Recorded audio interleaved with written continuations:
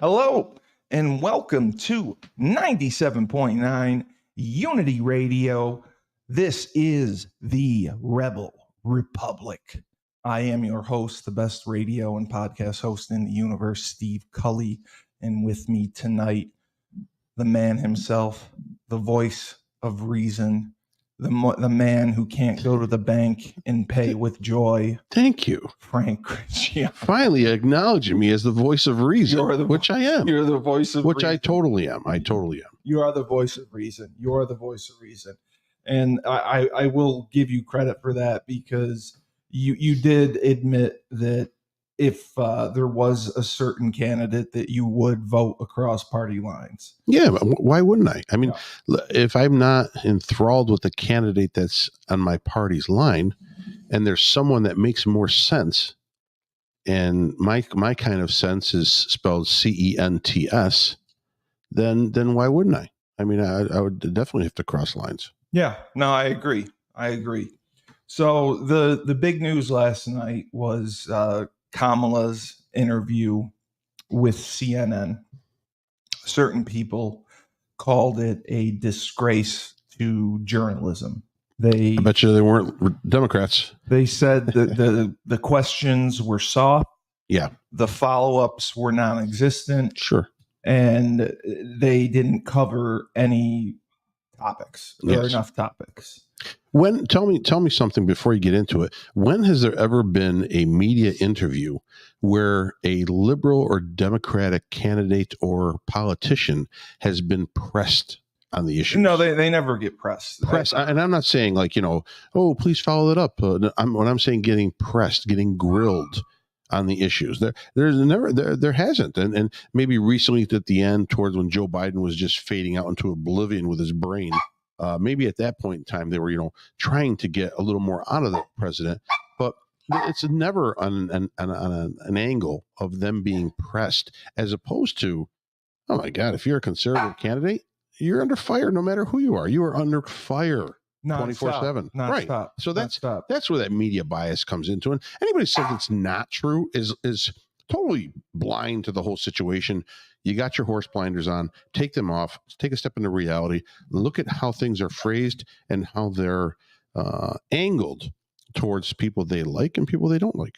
Well, the other thing is that people are complaining that she has shifted her policy views from far left to more to the middle, to the right on certain issues. Right. Since she has been nominated.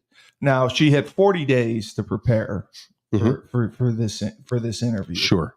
And her staff had 40 days to prepare. She obviously didn't prepare. I think she just walked in and had no clue what to do. But having time to prepare, you are who you are. People know who you are. People know your record. You've been there for 4 years. Why all of a sudden, when we're 2 months out, are you now shifting your views on certain policies? Well, obviously, why shift? Well, obviously, you're trying to get the middle of the road voter. You're trying to get that, that liberal, independent voter who may be on the fence. You're trying to appease the moderate Democrats who sometimes are kind of outraged at the pace of, attempted change in this country from a centrist look to a far left look. And there are people that would want it to go far right as well. I'm not saying that, that's the only side that things are trying to slide to. But here's the one thing that makes no sense for me in her entire speech. She makes this one point. So she said, despite the shifts in position, her values have not changed. Exactly. Well, let me tell you something. How do you keep the same values if you shift your position?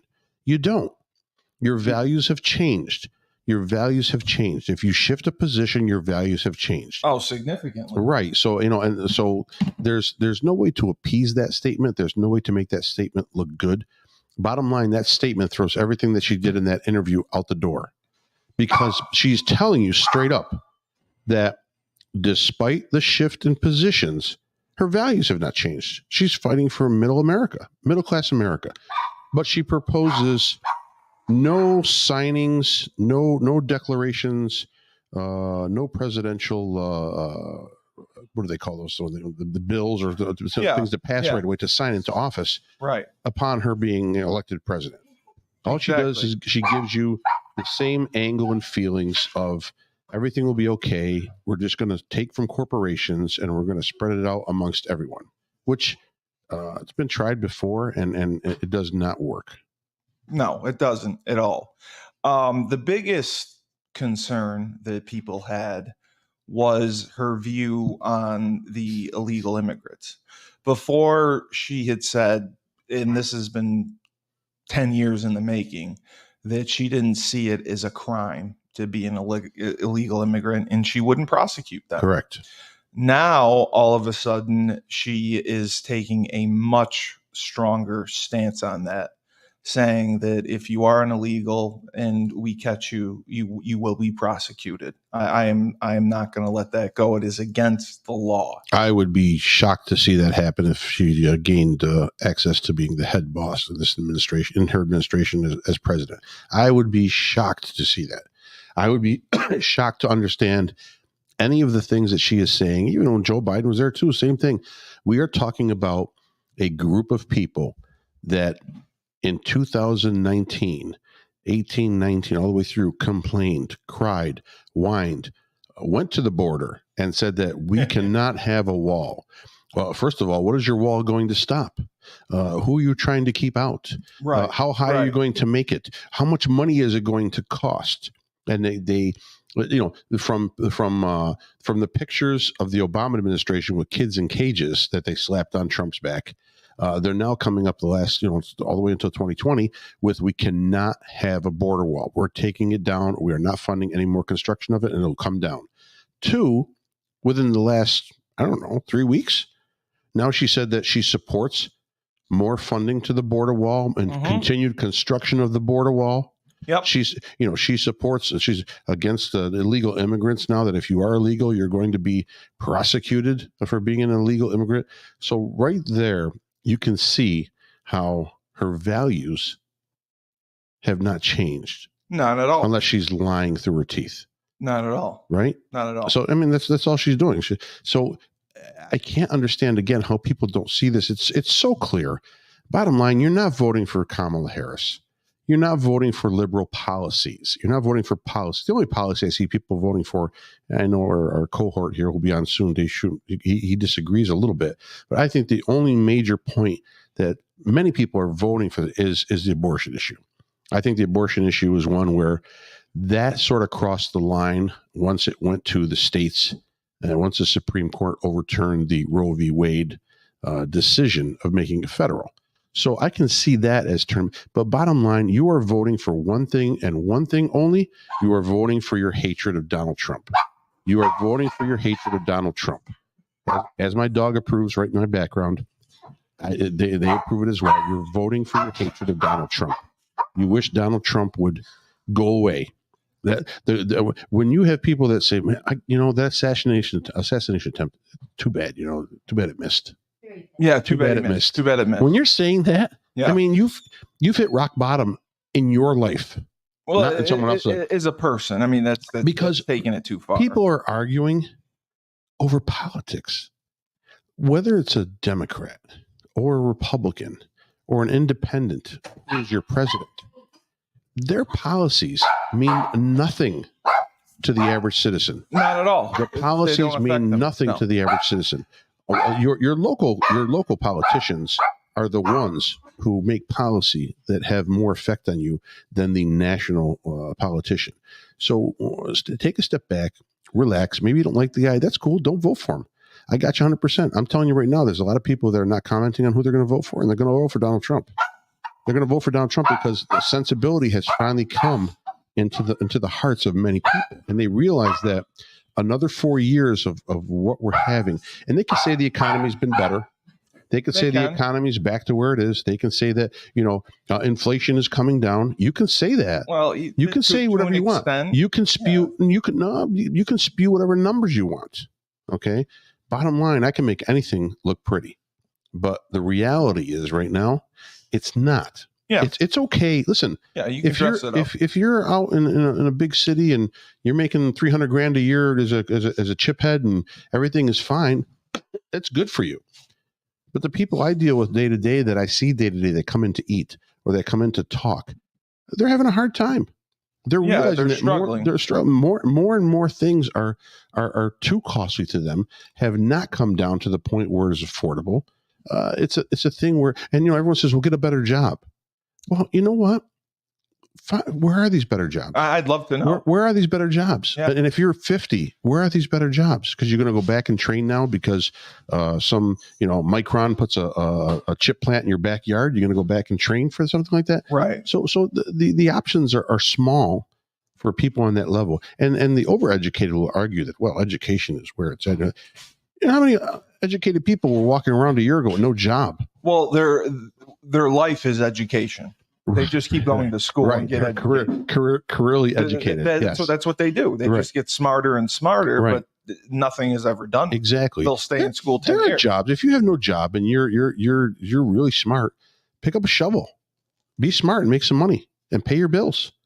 Unless you're fine paying your bills. If your parents are paying your bills, or you have some kind of an endowment left to you, or if you live in a commune maybe and you're all eating corn and maize and zucchini every day, that's okay.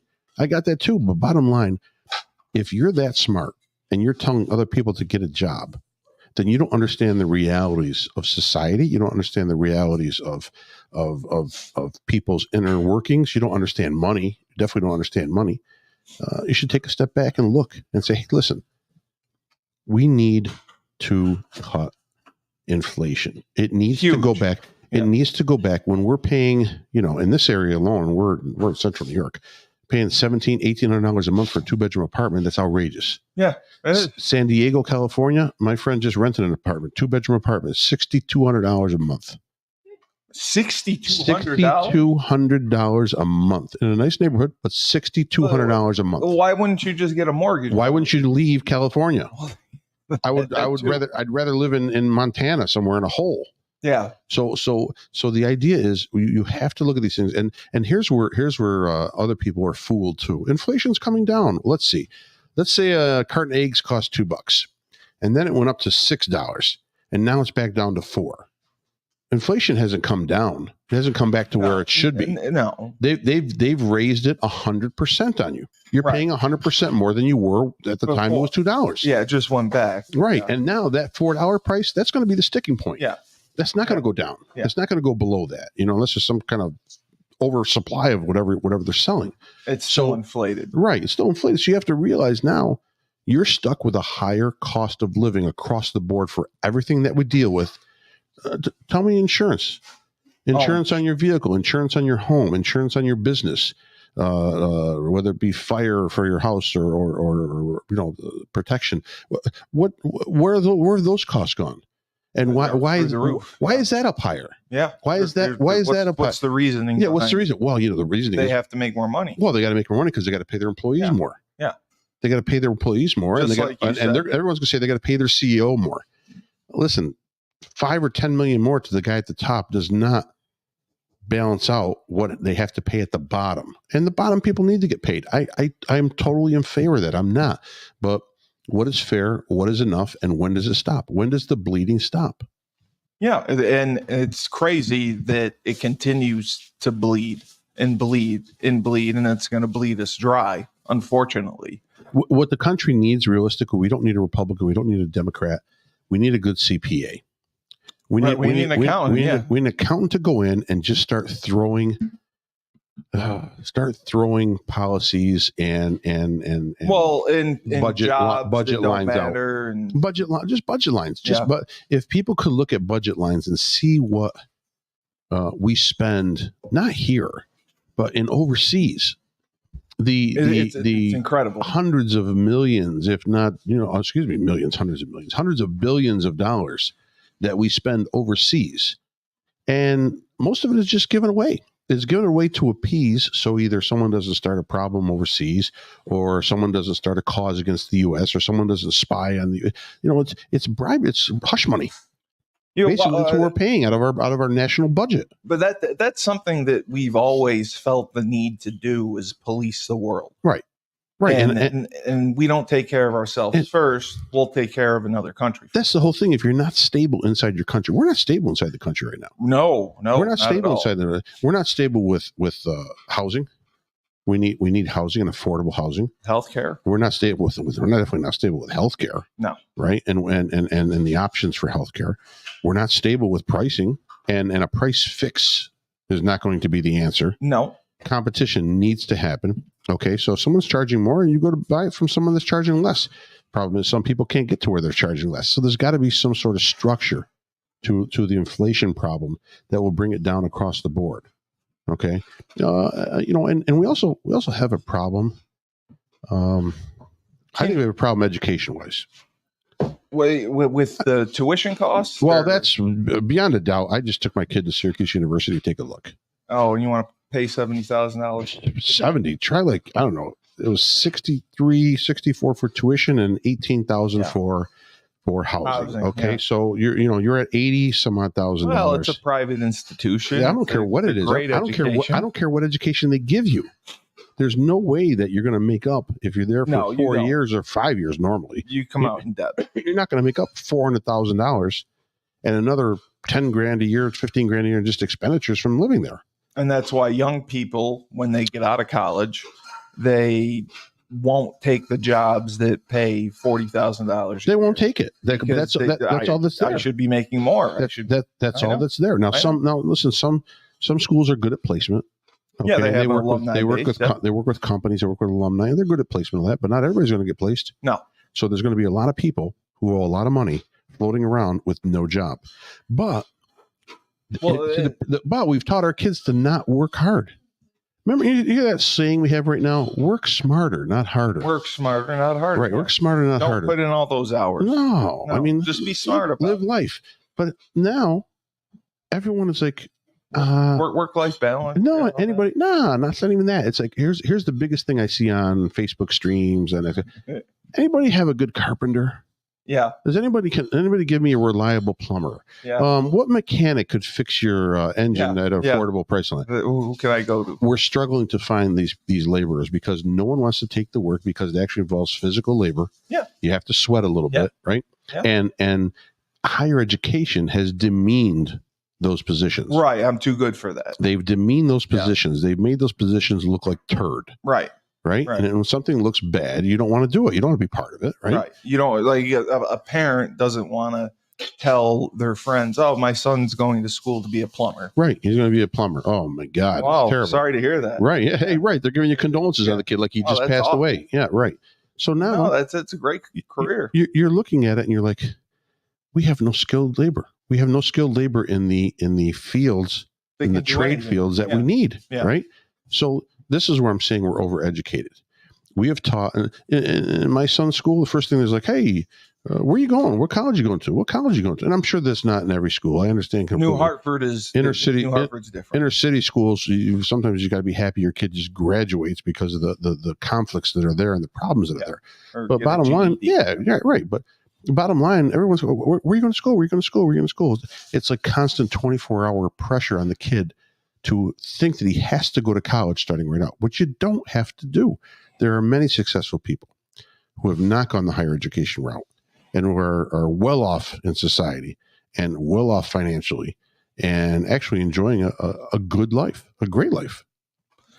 The other thing Kamala indicated very nice with that. What was that she is not opposed to having a Republican, if not more, on her cabinet if she wins. Of course not. You know who's available? Mitt Romney. Mitt Romney would join her cabinet in a second. Do you think that she is sincere when she says that? Do you think she would happily? Well, it's been a trend, except not for Trump or Biden. As far as it's been a trend of having a opposing party politician as sitting in the cabinet position in administrations, whether they be Democrat or Republican. But as of the divide since Trump's election, that hasn't happened, and I don't know if that will happen because again, party lines are so cutthroat right now and everybody hates everybody out there. No, they don't. Let me take that back. Politicians don't hate each other. No, it's a show. It's a show. Yeah, it's an act. Bottom line, when the camera's in their face, they're going to spit fire and venom. And they're saying they hate their opposition. They hate this guy from Georgia. I can't stand this person from California. This guy over here from Missouri is a liar. Then the camera shut down, the lights are off, and they're like, "Oh, good job." That guy or female passes in the hallway. He's like, "Hey, what's going on, man? We're going out to dinner later. Where you want to go? Yeah, let's go to she's done. Yeah, that's it." So, bottom line, politicians don't hate each other, but the media, who needs to make money through viewing, okay, they need to make money through views, whether it be online or television views and ads. Right? They get ads out of it. Yeah, they do. So they make all their money. They have pitted the American country, the American citizens, the country against each other. They have pitted us against each other. They have made it. Our country right now is like watching WWE. Oh, please don't bring my WWE. It is. It's like watching WWE. You either like the good guy or the bad, or you like the villain. The villain, right? Yeah. That's it. That's who you cheer for. That's who you cheer for. You put big signs up. You dress in their clothing, right? Yeah. You raw and go crazy, right? Yeah, you spit at the opposite guy when he comes by you when you're standing there. That's Screw you. Yeah, that's what the media has done. That's what people need to step back, take a look at themselves, and realize what the media has done. Well, that's what I wanted to ask you as well. I was listening to this on the ride over. They said that 20, 30 years ago, Democrats and Republicans were friends and could hang out together and have conversations together. American citizens. Yes. And now friendships have been lost. Families have been divided. And it's all because of politics now. Politics and identity. That issue. It's identity, I think, is the biggest thing. So identity covers all of that. Identity. The word identity covers if you are a conservative, if you're a liberal, if you're an independent. It also covers if you are in the LGBTQ community. Yep. Plus, I don't know. So that word identity is the one thing that is difficult to avoid and difficult to not insult, because it's insulting, but it's not personal. No, but if you don't identify a person as the correct gender, a title, the pronouns. Well, the pronouns and just the mannerisms, everything. If you don't identify them with the way they want to be identified, it's automatic hate. Yes. It's automatic war. Yes. Because they won't say, "Hey, just call me Mr. Smith." They'll come out with a snide like, "Well, from now on, I would like to be addressed as Mr. Smith." Well, you know what, buddy? F you. Yeah. How's that? Yeah. Okay, yeah. Because no one is meaning to. Some people are meaning to insult right off the bat, but most people are just there. It's all shits and giggles. Yeah, it is. No, it's right. So you're talking, or you're at a family dinner, and you're talking, and all of a sudden, someone will get offended by something that's brought up. A support of a politician, a support of a cause, a support of either for or against a gender, or for or against. But don't we all have individual opinions? Isn't that it's supposed to be allowed? It's freedom of speech. Isn't that what this country is founded on? I mean, isn't it supposed to be? It was right. Yeah. Isn't it supposed to be that we can say what we say? We can disagree about things and all that, but hey, listen, still, I'm your cousin. I'm always going to be your cousin. Yeah, I'm your brother, and I'm always going to be your brother. I'm willing to support you, but it's hard for me to support a cause. Yes. You know what I mean? Yeah, 100%. But they take it too far, and that's the ruination of this. And again, it goes back to the media. And the media really took advantage of last night to lob these softballs at Kamala, and she was accused of what's called word salading her answers. Sure. And you have mentioned that. Yeah. That they do the best job at saying nothing to these answers. They're asked a direct question and they'll answer anything but. Talk around it. What can they give you directly? They can't give you anything. Or they choose not to. Mrs. Harris, what's your view on fracking? Well, I know that I have said some things in the past about that, but being the vice president for the last 3.5 years has opened my views and my eyes and my feelings towards the identity of the American public and to the hardships and feelings on all sides. So I would restrict my comments at this point in time to tell you that I'm taking everything under consideration. But I have the same values. But I have the same values. Yeah. Nothing's going to change. You can't change. You can't. Yeah. You cannot change. There's no. To me, I hate to say it. It's almost like a gender. Yeah. I don't understand the all the different genders. I'm sorry. You're either male or female by your body parts. Biologically, that's your gender. That's just my. But again, this is my feeling. True. Yeah. I don't dislike anybody. That it is what it is. If you believe in your mind, if you're more comfortable walking around, you think that's what you are. That's great. But to me, it doesn't make any rational sense.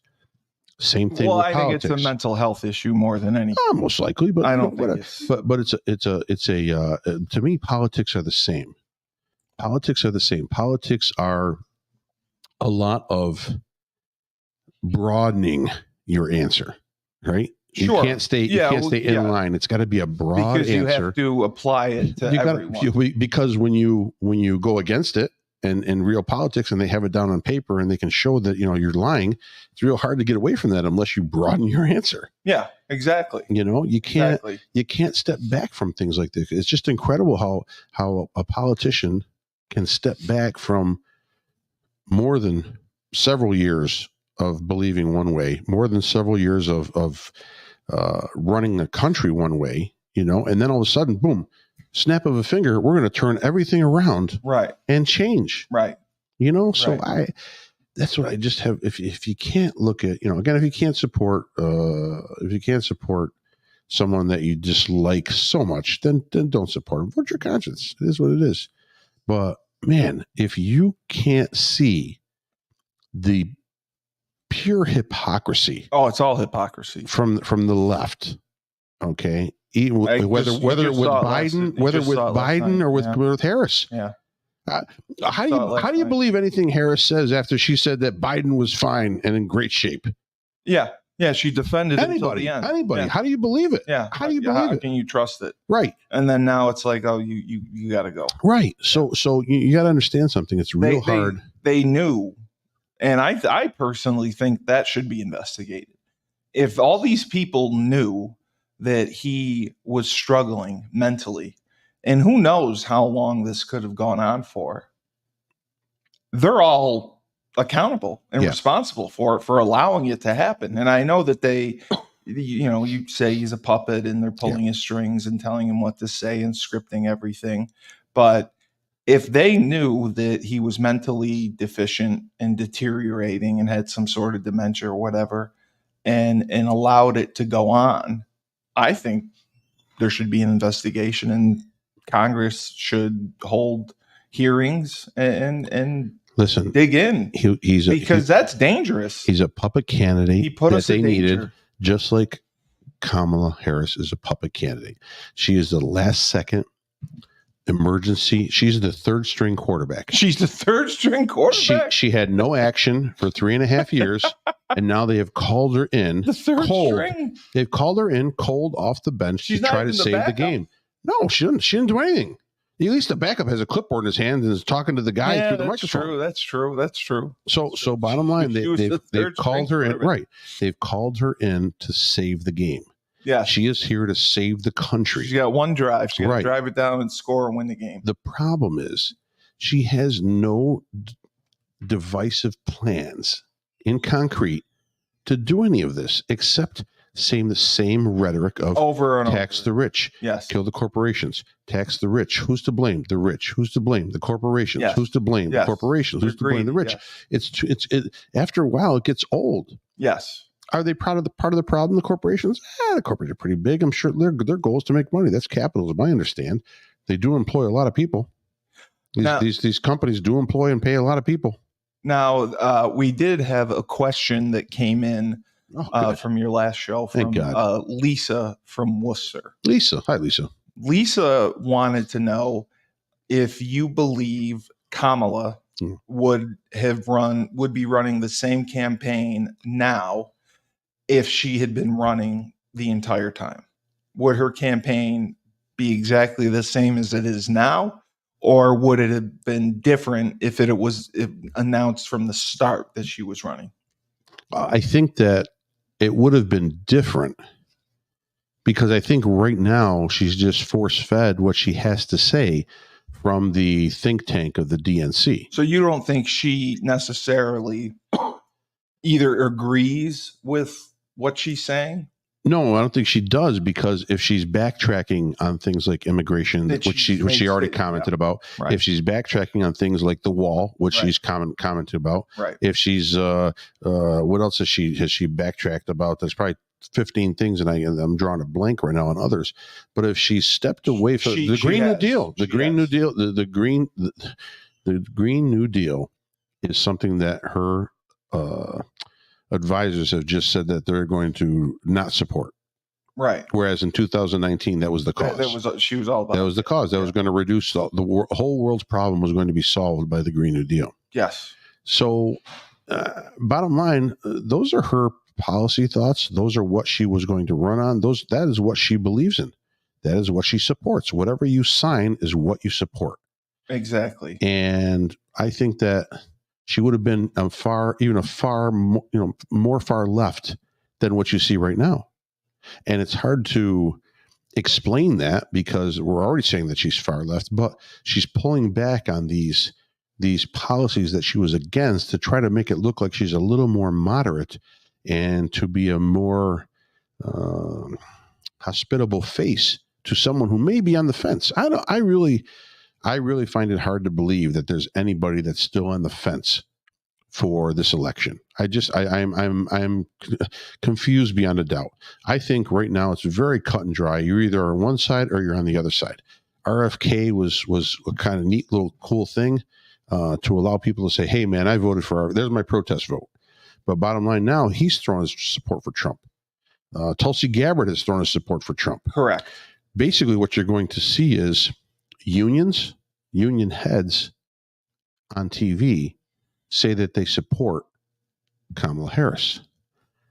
Union members do right in large droves, more than probably 50%, will vote opposite. Exactly. So, I think everybody's cut and dry. I don't see many people, being a last second changing their minds. But I do see more sentiment. Listen, when someone pays $147 million for political ads, okay, to TikTokers, people on X, that's what the Harris campaign has spent. Yeah, that's what the Harris campaign has spent. That's what it's going to. They are paying people.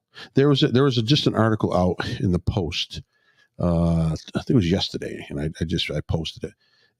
There were some athletes. That's what. Yeah. From the University of Montana. That's what we just said. They got NIL deals. Right. We're paid NIL deals. Right. To so support a lot of them didn't take it.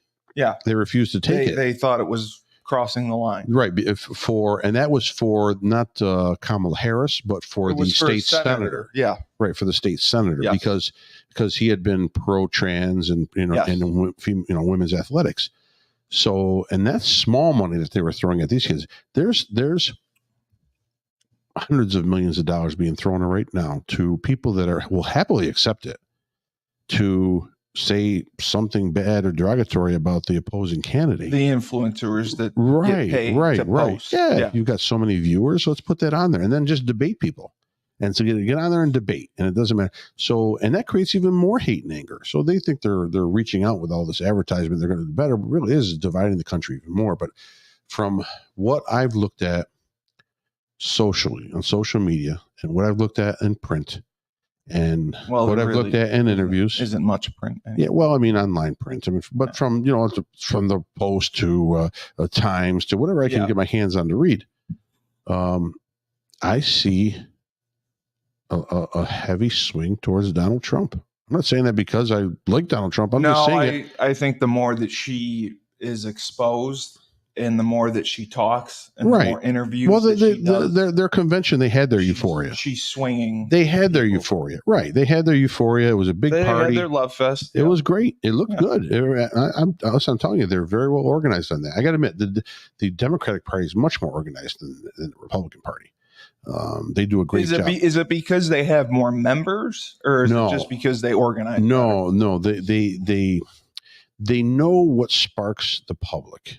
So they know what incites people. Basically. Right. Well, not so much incites. What excites them to be a member of the party or to fight for the party. Right. You know what I mean? They know what.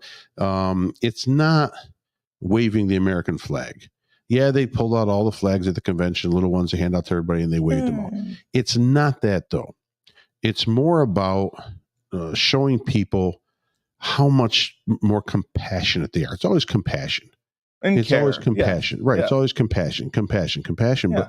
But after a while, you have to regulate yourself and say, I got to think about myself first. I'm not a selfish bastard, but I got to think about myself and my family and my close people around me first. Right. I can't worry about the rest of the world. You can't pay for everyone. Right. So there are some causes and there are some things and some that unfortunately, I cannot support at this time. Right. I got to worry about myself. Right. And that's what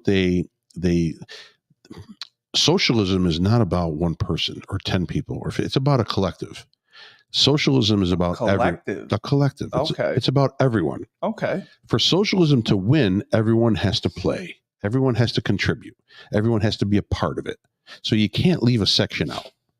Everybody's got to be in on it. And that's why socialism has not worked across the globe. But okay, so I don't know this answer. Maybe you do. Sure. If you look at the entire world and all the nations in the world, what would be the most prominent government that each country uses? Would you say percentage-wise? Explain that question again. I mean, what political system? Yeah, political system, capitalism, socialism, whatever, communism. What would you say is the most prominent in the world? It's difficult to say because democracy, European. Yeah, well, no, I would know. Dictatorships are few and far between. Okay, and dictatorships have a shelf life. You can only go so long having a country as dictatorship, because after a while the people are just going to revolt. They can't do it, They realize that they outnumber. Right. That's why people are worried. Oh my God, Donald Trump is going to be a dictator. He's going to. How about this one? Oh, who was it? Was it one of the Kennedys? I don't know who set it up there at the DNC convention. Well, Kennedy's family was very angry. They're angry afterwards. Yeah, but during the convention, there was something said that if Donald Trump becomes president, he will be a dictator. He will weaponize sections of the government. He will make the FBI his right wing and go out and persecute and arrest his political opponents. Yeah. He will weaponize the FBI. I don't think that's possible, though. Hey. Who just was found guilty of doing that? Joe Biden. Yeah. The Biden administration weaponized the FBI. Yeah. Yeah, it's clear. Another point where it's clear beyond a doubt that the FBI was doing some dirty work for the Biden administration, and before that too, I'm sure, but some dirty work, to be able to keep a candidate in good standing, to suppress information from whether it be COVID or whether it be overseas happenings with Israel, and with the FBI was used by the Biden administration to curtail undesirable things happening in the U.S. that would make the president look bad. Well, yeah, and the whole thing with the social media, right? Oh, well, that's right. I mean, the Mark Zuckerberg came out and did that because everyone said, well, Mark Zuckerberg, he probably thinks that Trump's going to win, so he's got to get on Trump's good side now.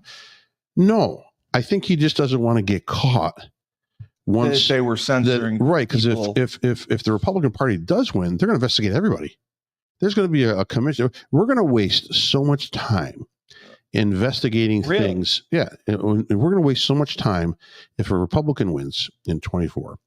We're going to waste so much time investigating things that happen. We already know that happened. We already know they're true. You think Trump will go back and try to No, investigate it the won't. election from 2020? I think that will happen. I don't know if that'll be directly from Trump, but it'll be some of the Republican senators will put it up to a committee to go in and to investigate. Because listen, It makes sense. Georgia just admitted. investigated themselves for the third time, and now on the third time they found out that oops, my bad. We're missing 100,000 ballots. So something's off. How does that happen? Yeah. But they told us that it couldn't happen. They told us we were walking around. Most of America was walking around going, "Oh my God, they're investigating.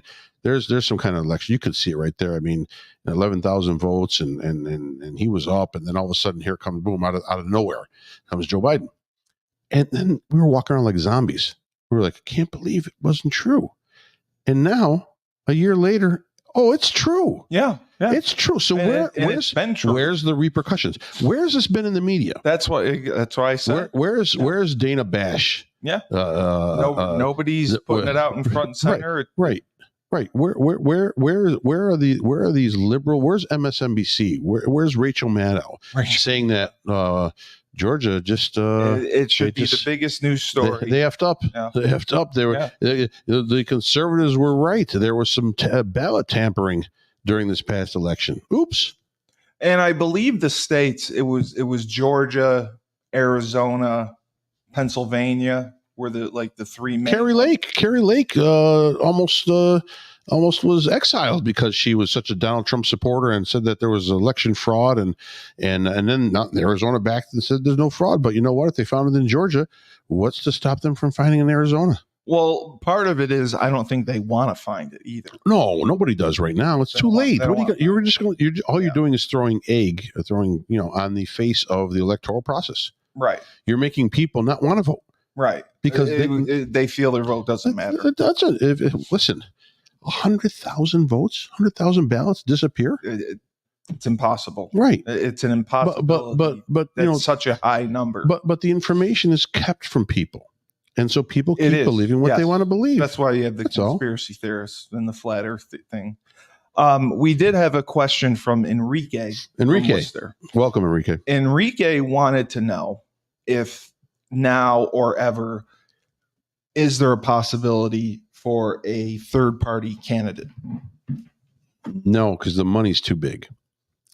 The money is too large right now for a third party to develop and to be able to put something together to be competitive in an election. I mean, look what they did right now to RFK.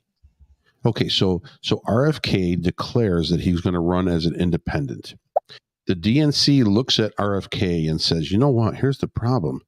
He's going to pull votes away from us. People that would vote for a lifelong Democrat will probably vote for RFK if they like him and like his policies that are a little more in line with a moderate democratic process and thought process. So they turn around and sue him in every state in the union to keep him off ballots. And we mentioned we talked about this the other night. Right. They sue him to keep him off ballots. That was their response. Because they want him eliminated from the process. And here he is. He's trying to campaign. He can't campaign because he's got to send his people state to state to go fight these court cases to get on. Right. Right. You know what I mean? And we talked about the media just a few minutes ago. What kind of control they have on the American public.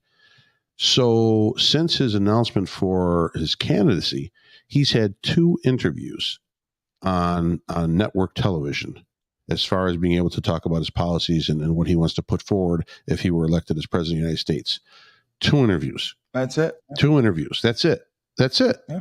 He's been turned down there. Fox. I think Fox was the only one. I think Fox put him on twice. Yeah. He might have been on before he announced that he was running on one of the liberal, one of the channels.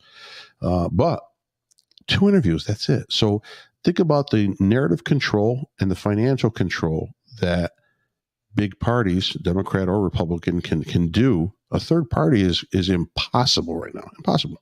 Hey, Dave. Yes, sir. Just in time. We had a question from Enrique in Worcester, and you're also the voice of reason yourself. How can 2 people be the voice of reason? I'm definitely not the voice of reason. Maybe the voice of contention. Enrique wanted to know if it is possible for a third party candidate in the future to emerge and have a successful run, because he said we haven't seen one really since Ross Perot. Is that accurate? And he had no successful run. I mean, But they at least allowed him in the debate. They're allowing the debate. Listen, they don't want to even debate themselves. There was no debating on the Democratic side to see who would be the party's candidate. No, they just gave it to her. But I think it'd be highly unlikely. The last time it happened, really, was when the Republicans and Abraham Lincoln, Whig Party. It used to be the Whig Party. What was the other party called? The Federalist. But then the Republican Party, which was Lincoln, which was a newly formed party, that was really a third party, if I'm not mistaken, at the time, and it basically replaced the Whig Party. So, I think it'd be highly unusual. There's too much money in each one of the parties for them to let go of that power. You've seen a few times with libertarians trying to run. There is a libertarian party that gets very few percent of it. But it's very difficult for a third party. The only thing you could do is run interference for one of the other parties. So, a libertarian for the most part would primarily take away votes from Republican if someone got traction, or depending on who it was. But I heard you talking about RFK and RFK, and what they did to him was criminal. On the Democrat Party, it was they didn't even want to give him the opportunity to debate. At the time, it was Biden, obviously, and they didn't want to give him. I mean, to me, some of the things that, and obviously we all know that I obviously lean to a certain party, but the thing that bothered me so much about what the Democrats did was not only did the Secret Service was it terrible for Donald Trump, but they at first wouldn't even give it to RFK Jr., whose father was killed running for president, and whose uncle obviously was president and was killed. That to me was like, I mean, what are we doing here? That to me was Biden just, or his administration just giving the old finger to RFK Jr. And that was, that's to me is just, that's beyond that. That's like criminal in the sense that this is a guy who lost his father when he was running for the presidency, and here he is deciding to run for presidency. They didn't want to. Now, obviously, pushback came, and they did, but I don't know. It's just irritating to me. But did you see the CNN interview with Kamala and Kamala? Oh. Kamala. Yes, that is the request of this show, was to cover the interview Great. she had on CNN, where I'll ask you. People wanted to know our thoughts, because she seemed to completely flip-flop on a lot of her views and policies. What? I want to read the statement I just read about 10 minutes ago, Dave. And then you can talk about all that she did, because this statement will obliterate everything. Okay. Harris said, despite the shifts in position, her values have not changed. Right. The values haven't changed. Right. She shifted all her positions, but her values have not changed. So right there, take the 50-minute interview and throw it right out the friggin' window. Well, Dave, I mean, the biggest thing that she said that a lot of people were shocked at was about illegal immigrants. She said that she would not prosecute them, and that disrupted several people. I mean, many people couldn't believe that she came back on that. Since 2015, she said that she would never prosecute an illegal immigrant. And now all of a sudden she's saying it's against the law. They're illegal. I will prosecute them to the fullest extent. And they thought that was the biggest flip flop that she had. And Well, it was an embarrassment to journalism because they didn't push her on it and they didn't ask good follow-up questions. no, they didn't, but they did ask her a couple of questions that I thought, she fell kind of flat on those answers. One of them was obviously immigration. Um, what was interesting to me. The other one was fracking. I thought was an Fracking, yeah. Yeah. answer, but so I feel like Kamala has really gone, and I got it right that time. Uh, has really gone hard and just said, okay, can you guys hand me what Donald Trump's actual things that he stands for? And then our whole philosophy is whatever he's for, we're now for. So we Right. can. She has no scruples whatsoever. She has no moral value. She has no stance of her own. That's what that tells me. She really has no stances on anything. She is a puppet in a different way, and it's whatever they think will get them elected. Whatever she thinks, whether it's her or the political machine behind her, whatever they think Dude. will get her elected, she is going to say. I mean, it's laughable. She was one of the biggest people against fracking. It's crazy. She was one. How am I supposed to believe her? Like, she was the biggest person against like you said, prosecuting illegal immigrants. She now is gonna. She wants to arrest them all. She just was the border czar. She did nothing. Right. Where's the? I mean, if you are going to, if you're trying to change everything that Biden, why didn't you do it in the first 3.5 years? If you're trying to change all of Biden's, I'm going to do this. I'm going to reform this. I'm going to change that. Why wasn't this done in the first 3.5 years of the presidency? And Dave, I have to ask. We had a question from Lisa, who is also from Worcester. Yeah. Lisa wanted to know, had Kamala been nominated from the start and ran the entire time, do you think her campaign would have been the same? The campaign that she has now, if she had announced that she was going to replace Biden and run 4 years ago, do you think the campaigns would be the same? You mean her stances, Yes. policy wise? Yeah. No, she would have been as far left as she could have been. She would have 100% been as far left.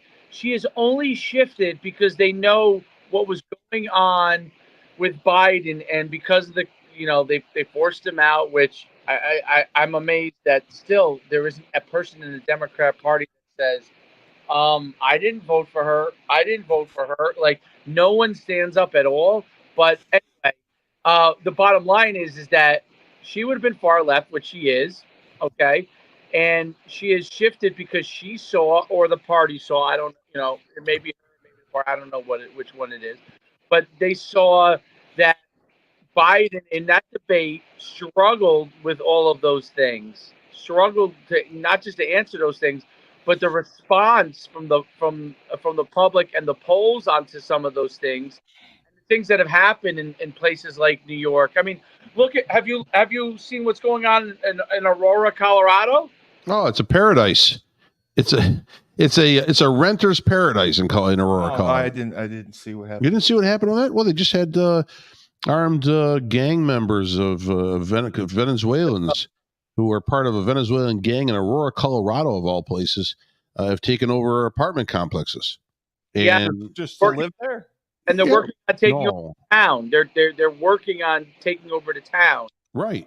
Right. No, not just to live there. We're talking about they're controlling the entire building. They're controlling a section of buildings. They're going in and they are the law. And the police, how about the governor says that that's not true? It's not happening. The governor of Colorado said that's not happening right now. No, the mayor of Aurora said, I don't know, buddy, I'm here and it's happening. It's happening. But that's again, that's a microcosm of the national problem with liberal politics. They tell you one thing, but they believe another. And that's the whole crux of it. Bradley from Holden, Massachusetts, He had a question about Biden was granting college loan reliefs. Yes. Yes. He wanted to know our stance on that policy, if we thought that was a good idea, if student loans should get their debts erased. Dave, want to take that first, or I could dabble into that if you want to. Yeah. I have a stance, but you go first, and I'll give you my stance. My stance might be a little bit different than you think, but yeah. I don't know if they should be forgiven, okay? Because he can't just to forgive it. It does one of two things. It's got to be made up somewhere. Well, you're not going to have the money, right? So you might as well just put another zero at the end of the deficit. But bottom line is, it also creates division in this country because so many people have gone to college, had debts, and paid them. So why all of a sudden now do you snap your fingers? Now, on the other hand, could the debts be restructured? I'm okay with that. Yeah. If you want to restructure debt because the interest payments are too high and it's stretched out too far, and you're always, or maybe, it's sucking people dry. Think about it. But let me step back, and I apologize, Dave. I'm going to waste another minute here. No, go ahead. It's not the loan that I'm mad about, or the interest rate that I'm mad about. I'm mad about, and we talked about this about 20 minutes ago, I'm mad at the educational system. Yeah. I'm mad at the educational system because they have forced our young children to believe that a college education is the only thing that they can achieve. And unfortunately, with them trying to achieve this education, most of the institutions they go to, I'm not saying all, there are some that are affordable. Most are out of the affordability range when you're just an 18-year-old kid coming from a middle-class home. You're not, the 18-year-old kid isn't expected to pay for it. The parents are. Yeah, I understand that, but the parents can't. Yeah. Like Dave, you have a young kid, and by the time he goes to college, my God. I can't even imagine. Syracuse. I took him to Syracuse yesterday. Look at the campus. Beautiful campus. Might have a program that he's interested in. Could work out well. $84,000 a year. Come on. Yeah, when my kid goes, it's gonna be crazy. You better keep throwing touchdown passes. So here's kind of my thoughts on it. I'm almost in lockstep with Frank on this. So my thought process is this. I think now looking back, a lot of people with the educational system, including all the way up to my age group and beyond, okay, were sold a bill of goods with respect to college. And it was our parents. Our parents all told us, you got to go to college. Sold the bill of goods because for them, a lot of them was first. They were either the first to go to college or we were the first, right? So I look at it like two things.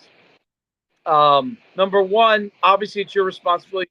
You took on that loan and all that kind of stuff. I agree with Frank that there should be some form, if they are struggling, maybe some form of restructuring or something to make the process better for them. I don't think they should be stuck in bad situations perpetually because of it. Now, there are people that went and did PhDs and those kind of things. That's different. I'm talking about undergrad education, maybe initial master's, right? And it didn't work out the same way. But I do think this. I do think the educational system, I agree with Frank on this, 100%, maybe 120%, that what's going on in higher education has been a problem. I don't know if it will continue to be, but has at least up until this point been a problem where everybody's been told they need to get a college education in order to get a job. And the return on your investment from your college education is not there for a lot of people. Now, Not even close. I went on athletic scholarship in college, so I got my first year of grad school paid for. My second year, I had to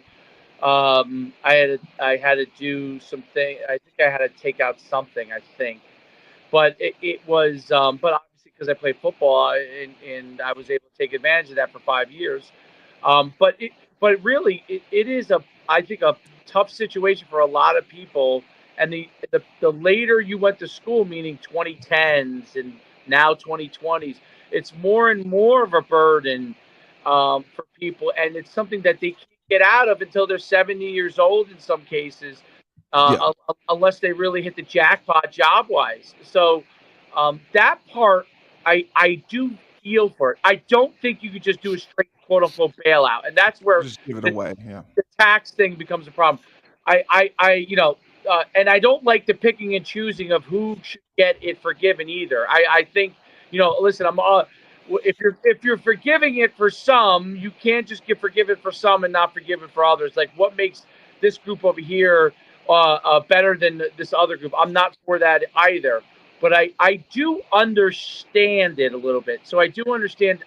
I can't say that I know the solution. I don't think the solution obviously is to get ourselves into more debt or have to increase our taxes to handle it. I don't think that's the solution. But I do think Frank is onto something with some level of forbearance. Structuring.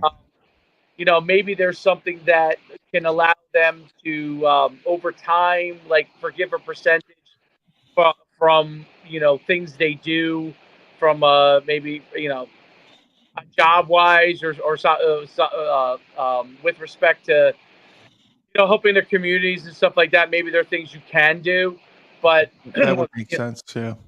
yeah, but an outright, like, that's my big thing, is because I think Biden wanted to do, and I'm sure, listen, I'm sure people in the educational system probably are thrilled by this because he wanted to give it primarily to people who are educators. But my thing is, look, educators do give back, and they do a great job, but they should, how are they different than someone who does something else in a different industry? How are they not also giving back in their own way? So, I get the long and the short of it is I get it, I understand it, but I don't think just flat out, you know, having to raise our taxes because it has to be paid Forgive it. somehow by forgiving it. I don't know if that's the answer either. Our friend who his name is Chris Zalewski. He had a question. I believe, I don't know if Chris worked for you or not, but he's a friend of mine and he enjoys our show. He took out massive loans to go to Utica University now, and he paid them off. And he went back to the registrar's office, and he would like his money back. Utica College at the time, but Utica had massive loans to Well, go I there? mean, he took out. I think he owed probably $50,000. Yeah, and he paid it off. He just paid it. He paid it off like 3 years ago. right. And they announced the debt relief program. Right, he missed out, and he wants it back. Yeah, And he wanted Sue to the know government. if you think he deserves to get his loans forgiven because he was smart enough to pay them off, and now they're being forgiven, that he should get his money back. I have no problem. Everybody pay everybody back. If they're gonna if you're gonna forgive it, forgive everybody. Forgive everyone. That's right. If you're going to forgive it, you're forgiving everyone. Our tax rate can go to 90%, and then we all be good. But yeah, I think if you're going to forgive, I think Frank's right on that. If you're going to forgive, you're forgiving everyone. If you're not, I thought Frank's kind of solution is a possible solution. Yeah. Level of forbearance, some level of reduction of interest rates, something along those lines. I think your friend is correct in the sense that, hey, he was responsible and he paid it off. He was mad, yeah. But I think that the colleges should all the professors should have to pay us a monthly stipend. Right. Well, I mean, basically, they're there because of us. Right? That's right. Well, how about a monthly stipend? So maybe they don't have to forgive the loans or pay back your friend who paid his money back. But maybe the professors should dip into the fund, maybe $50 a month from every professor, go across the country, and then they could pay. And then we wouldn't have to go into the government's pocket. We wouldn't have to go into anybody's pocket. The professors who are spewing communism can now give back to society by giving us our money back. They're into communism anyway, so this should be right in line with socialism. What they would like to do. That's true. They should contribute. Am I wrong, Frank? What's fair for thee is fair for me. That's it. It's got one big happy party. Drop it. And you know what? The college could accept that because it would be actually an NIL deal. Well, that was the next thing I was going to ask. It would be, it would be an NIL deal. Dave, the big news coming out of Montana was a state senator offering NIL deals to student athletes ranging from $400 to, I think, $5,000 to promote this senator on social media. And it outraged the student athletes. It outraged people in the state. What are your thoughts on that? He's a genius. I thought so too. Those are the ones you want to get. If you can get the student athletes, they're popular. They have the biggest voice. I don't know. Can you imagine if Caleb Williams campaign funds for that, but well, let's put NIL. Going to the sports side of it, it's such a wild west, wide open thing. I mean, is there any rules? I mean, unless there aren't. No. So if there's not a political restraint for him, he's a genius. I don't know if there's a political restraint in Montana with them using campaign funds or anything like that. But if he's not, he's genius. No, I thought so too. Because can you imagine if Caleb Williams got an NIL deal from the DNC? He would have been a huge influence. Of course. Yeah. Right. I think everybody's minds are already made up. I know there's some people in the middle. I know there's a little bit of a percentage here or there, but I just think everybody's mind's made up. I feel personally already that a voter who they say is on the fence is few and far between. Because was this a presidential election or was this a state election? That was a state. It was a state senator. About presidential. Yeah. I'm talking about presidential. I apologize. Okay. Yeah, we know the senator is a genius. That's. But I'm just talking presidential. I think everyone already has their mind made up. There may be a couple of shaky hands going into the ballot booth, and pull a lever out of conscience. But I think bottom line, it is what it is right now. I don't think much is going to change unless something nationally or worldwide changes. Then that may sway voters one way or another within the last 60 days or whatever we have left. But if not, if you're going to pull the lever for the Democratic Party, you're going to pull it. If you're going to pull the lever for the Republican Party, you're going to pull it. You already made your decision. Nothing's changing in 2 months. I do have a question, and I'm curious your thoughts on this. If Taylor Swift, which is a known probably a Democrat, if she decided that she was pro-Trump, would the Swifties make a difference in Trump's favor? I say yes. 100%. I think there would be some.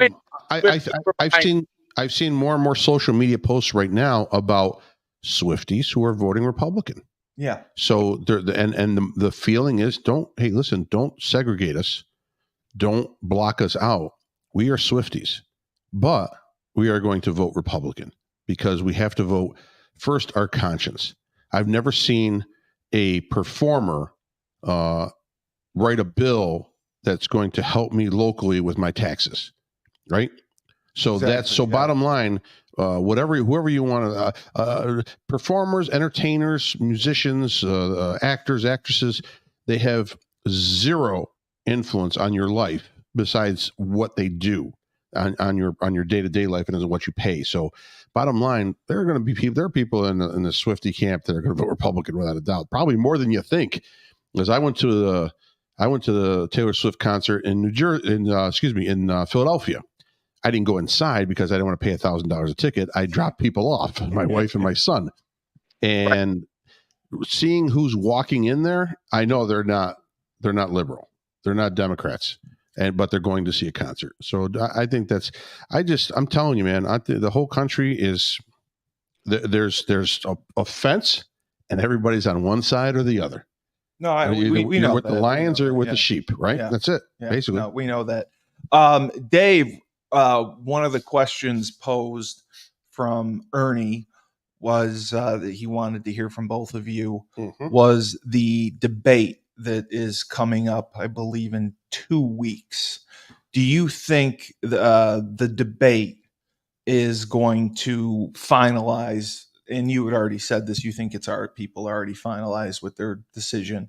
But do you think the debate will finalize people's decisions on who to vote for and that Trump will destroy her one-on-one? You want me to take the crack at it first, or you want? Absolutely, hit it up. Okay. I think Trump, if he is smart, he will destroy her, and if he's calculated, he will destroy her. I think she only could dance in her answers like she did and think for so long before she starts to look silly. Word salad, they said he called it. They said that she was word salading. Yeah, word salad, right? She kind of looks. It looks silly for a president to completely dodge, a presidential candidate to completely dodge um, the questions that are asked, and you know, What's the purpose of doing the interview if you're completely dodging the questions? That's what I didn't understand. I mean, she asked her like she prodded a little bit, but not very much, and No. she struggled with it, right? So she didn't really go at her, and she struggled with it. She kind of when the nervous laugh starts coming in, that struggling with the answer of what she wants to come across, and Finding the words, yeah. you know, she's caught with her hand in the cookie jar type of thing, and she's got to dance her way out of that. But the I think that the group of people that could be swayed obviously are the independents. I don't know how many of them there are. I do think there are people that could be swayed. That is the whole entire election. Literally a handful of states, and the independent people in those states that are going to sway one way or the other. That's going to be the difference. That's why, listen, Trump's rally in Johnston, PA, was a monster rally. That was today, I think. Yeah. I mean, if you saw the videos, it's around the corner, around the corner, around the corner, around the corner to get in there. The line was so long. So he's the king of those kind of things. I think in the debate situation, I think he will do very well. The only thing I if I were advising him to stay away from is stay on the issues, because I think she's going to struggle with the issues. And if he goes into overly on the personal attacks, if he makes her look like a victim of some sort, that would be a negative for him in this case, I think. And I'm not saying he can't attack her as far as on her policies or things she said or flipping or any of those kind of things, but about her personally, because Right. I think that's kind of a waste of his time, and if there's no need to make her look like someone who needs sympathy, because very few people are gonna be sympathetic to her. They will if he does that, though, and I think if he sticks to the policies, she's gonna struggle. She's gonna struggle to define why she flip flopped. She's gonna struggle to define what exactly she stands for and how she's actually gonna serve the American people. She's gonna struggle to say that. Trump does not have to struggle to say what he thinks are the things that he stands behind. So if he does that, I think that'll take care of itself. And then I think he has a good chance to win that independent group, and those, most importantly, those states that are up in the air, and that could be the difference in the election. Yeah, I see it as no matter what Donald Trump says, he will not lose a voter. But I do think that when Kamala stumbles, then that may make a difference, and people would sway and vote opposite of her. If it's just an outrageous answer or something that is not in line with sanity. But I think the best thing that happened for Donald Trump in this upcoming debate is actually Harris' campaign had asked for the mics to be opened, where the mics were closed on the last one when it was Biden and Trump. And they were going to go with closed mics again. And the Harris campaign asked, please, we want to have them open. And the only reason they want them open is because they know Donald Trump can't help himself and he's handcuffed and he's going to try to jump in on when Harris is talking. Oh, and so that's what you then mean. she's Okay. looking for the aha moment, like Donald, I'm speaking right now. So she's looking for that belittling moment, and she's looking for that moment to have people champion her corner because she would be looking like she's standing up for herself. And I think now that request was denied, so it's closed mics again. that's a game changer for Trump, I think, because right now he can't help himself. That's just who he is. He's going to interrupt everybody. Well, he's the drunk uncle. That's right. That's right. So he is. But so, I think that's going to be something that you could watch in the debate that will help him and keep him on track as far as putting up the points that he needs to put to actually try to get some sort of relevant answer out of Kamala. And I don't think you're going to get one. So that's going to make her not look favorable in the public eye. Dave, the last question that we had was, which state that the Republicans lost in the 2020 election do you see coming around and being one for the Republicans that they had lost that will make a big difference in this election? Which state do you think has the opportunity to change the most? Did Pennsylvania go to the Democrats in the last election? It ended up going to the Democrats. It was Pennsylvania. That's the number one. That's Georgia, the number Michigan. one to me. Yeah, I agree too. That's the number one to me. But they're I'm pretty sure like Wisconsin is probably up for possibility of being able to be one Republican wise. I think Trump won Michigan against Hillary, but I don't know if that's still up for debate anymore. But I think Pennsylvania is probably number one. Yeah. He lost Georgia. But that's my number one. That's the number one, probably. I was going to say that would probably be your number one, right? Yeah, I think that is because he's going to get the support from Kemp right now. I think will put him over the top. Also, the eagle eye supervision of voting, since 100,000 ballots went missing. I think that's going to happen and help out so much more. There's going to be such a fine tooth comb run over every ballot that's going to go in the state of Georgia. And Georgia, if people don't know about it, Kamala Harris has visited Georgia, I think, in the Atlanta area, especially like 17 times so far during this administration. She has, yes. So I'm sure she considers that a hub and a strong base, and to be crushed there with a loss, I think would set a tone for the rest of the night going in. Depending on the time frames of voting numbers coming in.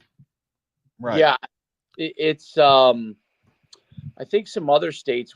Did he lose? Arizona was one. Arizona was the one. Yes, Yeah. Arizona. He probably is going to have a great chance to win again. Which one? I think Michigan, Wisconsin, like you said, Pennsylvania. Those were the main. What if he won? Pennsylvania's 19 votes. That's a lot. Yes, but what if he won Jersey or New York? Not going to happen. But what if he won Jersey or New York? Wouldn't that be? New York hasn't won since Reagan. I thought, yeah, right. Since Reagan. Well, yeah. So what if he? I'm. New York was close in the governor's race. They got more Republican votes. It was. That's what set off a firestorm between Nancy Pelosi and what the hell's her name here in New York State? I can't remember her name. Our governor? Yes, our governor. Hochul? Kathy Hochul. Thanks. It takes a New Jerseyan to tell a New Yorker who the governor is of New York. Kathy Hochul, yes. Yeah. Bottom line, there's a firestorm going on between those two because she's blaming the turnaround in House member votes. We had a seven member switch in New York State going Republican, which those numbers are pretty big numbers. So there's definitely a sentiment in the rest of the state. Obviously, New York City is what keeps the chokehold of the Democratic Party going in New York State. Yeah. But it's that you got some. Remove New York City. If you remove New York City, but you've got Rochester. Yeah. And Albany that are large Democratic hubs. Yeah. Okay. So, but I just think that the voting dynamics of this state are so interesting, and I think that it may just be a 1 or 2 point difference. Well, they changed the districts around. Well, that's a lot too. That's gerrymandering. I don't yes, that is. Either. But I just think, and I think the same with New Jersey. I think New Jersey is close. It's there. I know. Phil Murphy is such a great enunciatorial politician. Where our Jersey and you're not. How about that love? But I know, but I think that there's a sway. There's just a sentiment of change And I think Jersey may be on the fence too a little bit. Again, I'm not that optimistic. I know. I'm not that optimistic. What was interesting is that the guy who ran against Murphy in the last governor election actually came very close. Yes, beating him, which was a surprise, but it was more to do with Murphy, I think, than anything else. And even though I do think there is New Jersey's had a large influx of Staten Island since COVID. So Really? yes, so especially central Jersey, especially. So there's a bigger, even though New York City itself is mostly Democrat, Staten Island is probably an even mixed bag between Democrat and Republican. Yeah, Long Island too. Yep, I agree with you on that. So I think that there may be an influx there. I just don't know how much, but that's definitely more Republican that came over to New Jersey from Staten Island than the Democrat in general. But I don't know if it's enough to sway. That was part of the whole, like, people leaving New York City during COVID and all that kind of stuff. And they went, obviously a lot of them went to Florida and places like that, but a lot came to Central Jersey in the shore area of New Jersey because, they're like, hey, let's sell our house and get the heck out of there. You know what I mean? Type of thing. So, right. But it is interesting because Arizona was 11 votes, Pennsylvania 19, Michigan is 15 votes, Wisconsin is 10. If Trump, Georgia's 16, if Trump wins a good amount of those, I think he might have lost Nevada too, which was 6. If he wins some of those back, he's going to be the president. Do you and hopefully he gets both Pennsylvania and Georgia. I really hope he gets both. That'll be a windfall. Yes, absolutely. Yeah, that would be. So, wow, we pulled it off. We pulled off another episode of Rebel Republic. There was they wanted to hear from us because of last night's appearance from Kamala. And since Frank is the voice of reason, I told Ernie I would do my best. Sure, that's a spark. Yeah. So that's why we're here. And I think we covered a lot of ground. And I think, who knows, maybe Worcester could be changing as we speak. You think so? Worcester could be changing. Really? Worcester could be changing. I think that would be like New Jersey going Republican. New Jersey going Republican. Worcester's up for grabs, baby. Worcester's up for grabs. This is fantastic. You know what I got to start doing is I have to start dumping a lot of campaign money into Worcester, into some of the influencers. Yes. So they could put our points of view out there and make sure that people in Worcester, Mass, vote conservative. Yes. This ballot at the time, and not liberal. Yeah. Right. That's what we'll do. That's what we'll do. Red, baby. Dave, I'll start advertising on Facebook and LinkedIn. I'll put the podcast Rebel Republic, so it's an advertisement everywhere. For other people, red means stop. For us, red means go. Yeah, red means right. Yeah. Red means I like that. Yeah, thank you. Red means go. Yeah. Red means go. Yeah. Okay. All right. For the voice of reason, Frank Cristiano, always, and the man himself from New Jersey, Mr. David Schuman, Coach Schuman. Thank you for being with us on another banner episode of Rebel Republic. I am the best podcast host in the universe, Steve Cully. And remember, this is on 97.9 Unity Radio. Ernie, we love you. Remember, when life gives you lemons, don't make lemonade. Take 2 oranges and throw